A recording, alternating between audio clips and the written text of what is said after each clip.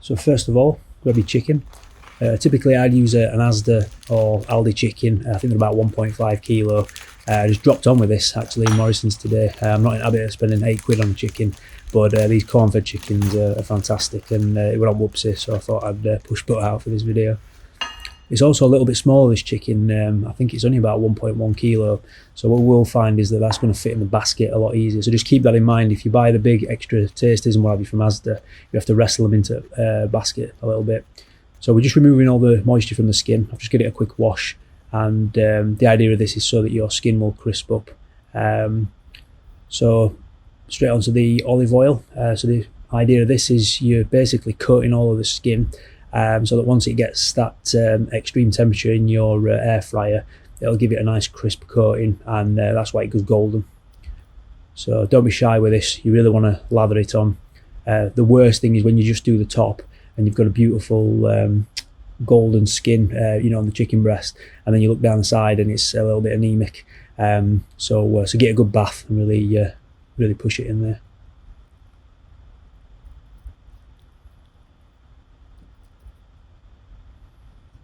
Okay, so this is my Ninja air fryer.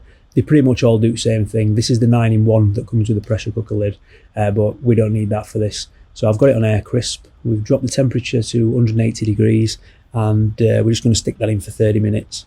That's kind of like a default setting I would typically cook on. And then what it means is that after that 30-minute period, we can check the temperature and see how we're getting on.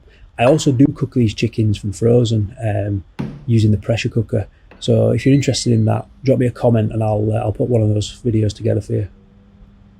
So we'll just kick that off. We'll come back to it now, and this 30 minutes has elapsed. I've just cut that part out. You don't really need to see that, and we'll see how we get on. So in the wings, I've just prepped my meat thermometer. The one I use is a little bit heavy duty, to be honest, for this. It's designed for steaks and for barbecuing. What you want to pick up if you haven't got one is just an instant read thermometer, perhaps from maybe Aldi, Asda, somewhere like that. I think they're about £5, but they give you an instant reading. Whereas with this one, you've got to put it in the meat and then sort of wait around for a little bit to get your reading. The other thing is stick it in the thickest part of the meat, ideally the chicken breast, and stay away from the bone, because that's going to give you an elevated temperature. So what we're looking for here is a temperature of 165 degrees Fahrenheit. That's to ensure that your chicken is cooked. I think what we'll find here is it's a little bit under. So this is the point of the 30-minute marker, just to kind of see if you're in range or not. And we can put it back in now. So back to 180. We'll drop that down to 10 minutes, and then it's essentially rinse and repeat.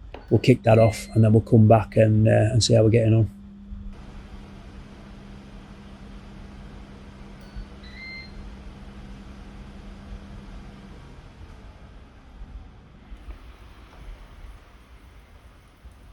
Okay, so just let that heat escape out of that lid.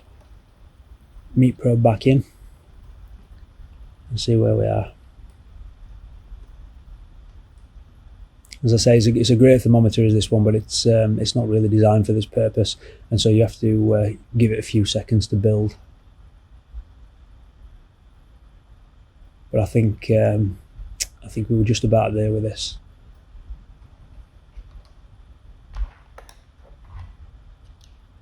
Yeah, so 164. So we're slightly under our target temperature at 165, but you've got to remember it's going to keep cooking. So we'll whip that out. If you've got asbestos hands like me, you can take it out with your fingers, but perhaps wear some gloves for this.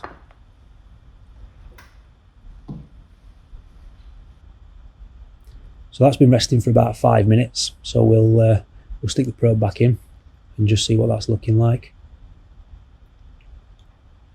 As you can see, that's building. So I'll let that do its piece. Yep, so 168 magic. That's where we want to be. Happy with that. We know it's cooked. We don't want it any more than that, because that means that your meat's going to start, losing the succulent, the taste you're looking for. So I'll just chop into this. It's going to be a bit Neanderthal, this, working around camera. But I just wanted to cut this chicken breast open and just show you, you know, how moist and succulent it really is. So we'll just butcher this out.